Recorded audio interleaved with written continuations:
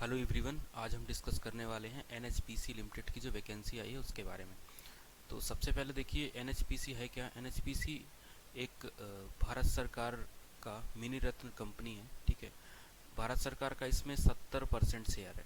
ठीक है, 70.95%, जो कि हाइड्रो पावर प्लांट और दो तीन प्रोजेक्ट पे काम करती है। दो तीन नहीं, दो प्रोजेक्ट पे। ठीक है, ये hydro power plant 22 hydro power plant project, एक विंड पावर प्रोजेक्ट और एक सोलर पावर प्रोजेक्ट पे काम करती है। ठीक है, जिसकी इंस्टॉल्ड कैपेसिटी 7071 मेगावाट है। ठीक है, काफ़ी बड़ी कंपनी है।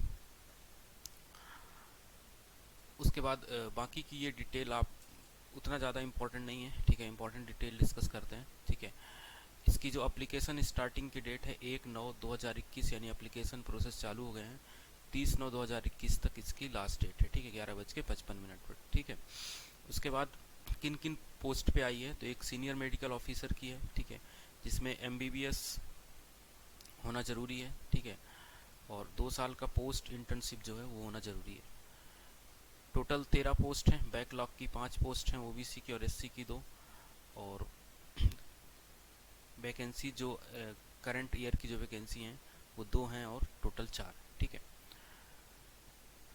असिस्टेंट राजभाषा जो है उसके लिए है। ठीक है, जिसमें हिंदी और इंग्लिश दो चीज़ों के बारे में आपके पास डिग्री होनी चाहिए, नॉलेज भी होना चाहिए। ठीक है, जिसमें 35 साल एज है और 7 पोस्ट है टोटल। और टोटल जो पोस्ट है वो बैकलॉग की है। ठीक है, उसके बाद आते हैं हम जूनियर इंजीनियर में। ठीक है, जो इम्पोर्टेंट है जेई की वैकेंसी। सिविल की जो पोस्ट है इसमें वो 68 पोस्ट है। ठीक है, और करंट ईयर की है। इसमें बैकलॉग की कोई पोस्ट नहीं है। यहाँ पर ध्यान रखिएगा कि 60% आपका होना चाहिए ग्रेड पे। ठीक है, मार्क्स से इक्विवेलेंट ग्रेड पे होना चाहिए डिप्लोमा में। उसके साथ यहाँ पर डिग्री का ऐसा कुछ लिखा नहीं है। इसमें लिखा है diploma in civil engineering from government recognized institute. Minimum कितना, 60%। ठीक है, ऑटो कैड यहाँ पर जरूरी है। Knowledge of AutoCAD will be an added advantage. ठीक है, इसका एडवांटेज आपको मिल सकता है। ठीक है, इलेक्ट्रिकल की जो पोस्ट है वो बैकलॉग की एससी की पोस्ट है सिर्फ एक। और करंट ईयर जो है उसमें एससी की 4 हैं, एसटी की 3 हैं, ओबीसी की 8 है, ईडब्ल्यूएस की 3, अनरिजर्व की 15 पोस्ट हैं। आगे आप आएंगे तो यहाँ पर मैकेनिकल की भी पोस्ट है। ठीक है, मैकेनिकल में करंट ईयर की पोस्ट है, बैकलॉग की कोई पोस्ट नहीं है।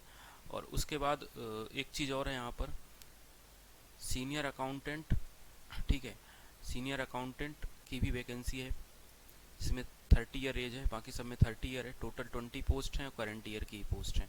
तो आप अपने अकॉर्डिंग जिसको जिसकी ज़रूरत है उस हिसाब से अपनी पोस्ट देख के और फॉर्म फिल कर सकते हैं। ठीक है, अब आ जाते हैं हम इसके एप्लीकेशन फ़ीस। इसकी 250 है। ठीक है, शॉर्ट में मैं बता देता हूँ, एप्लीकेशन फ़ीस 250 है। ठीक, कैसे अप्लाई कर सकते हैं, तो आपको एनएचपीसी इंडिया लिमिटेड की वेबसाइट पे जाना होगा। ये इसकी वेबसाइट है। ठीक है, इसके थ्रू आप फॉर्म भर सकते हैं। ध्यान रखिएगा कि फॉर्म सिर्फ ऑनलाइन एक्सेप्ट होंगे, मेल या पोस्ट के द्वारा कोई भी फॉर्म एक्सेप्ट नहीं होंगे। सिलेक्शन प्रोसीजर जो है वो टेस्ट होगा। ठीक है, टेस्ट ऑनलाइन मोड पे होगा, जो कि 22 सिटी हैं, सिटी दी हुई है नीचे। इन 22 सिटी में आप टेस्ट दे सकते हैं। ठीक है, जो टेस्ट सिलेक्शन प्रोसीजर होगा, ठीक है, वो सीबीटी के आधार पर होगा। ठीक है, उसके बाद जो टेस्ट का पैटर्न होगा वो देखिए इस तरीके से है कुछ, कि इसमें टोटल 3 पेपर होंगे। पेपर 1 एमसीक्यूज जो होगा वो कंसर्न डिसिप्लिन से होगा। ठीक है, मतलब 140 जो एमसीक्यूज आएंगे वो आपके टेक्निकल नॉलेज से, टेक से होंगे। और 30 एमसीक्यूज जो होंगे ये आपके जनरल अवेयरनेस से होंगे, जीए से होंगे। उसके बाद 30 एमसीक्यूज आपके रीजनिंग के होंगे। ठीक है, 30 नंबर का रीजनिंग, 30 नंबर का जीए और 140 नंबर का आपका क्या आ रहा है, टेक आ रहा है। जो स्टूडेंट एसएससी जेई का प्रिपरेशन करता है उसको एडवांटेज मिल जाएगा। इस पर क्या एडवांटेज मिल जाएगा कि एसएससी जेई का भी सिलेबस यही है, बस इसी ये 50 का रहता है, ये 50 का रहता है, ठीक है।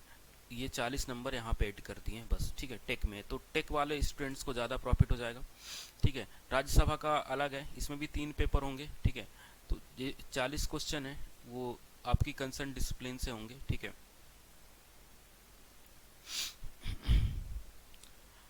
0.25 का नेगेटिव मार्किंग है, ठीक है। रिलैक्सेशन के लिए जो भी आपका एज रिलैक्सेशन है वो अकॉर्डिंग टू आपकी कैटेगरी के आधार पर यहाँ पर देख सकते हैं, ठीक है। और बाकी ये सब इतना ज़रूरी नहीं है, बस ये ध्यान रखना कि जनरल इन्फॉर्मेशन क्या है, आप इंडियन होने चाहिए, उसके साथ साथ एलिजिबिलिटी आपको चेक कर लेना है, वही बेसिक चीज़ें ही हैं, बस आप इसको अप्लाई कर दीजिए और सिटी देख के आप अपने हिसाब से इसको अप्लाई कर दीजिए, ठीक है। अच्छी पोस्ट है और थैंक्स फॉर वॉचिंग। अगर आपको कोई डाउट है या कोई भी दिक्कत है तो आप कमेंट कर दीजिए।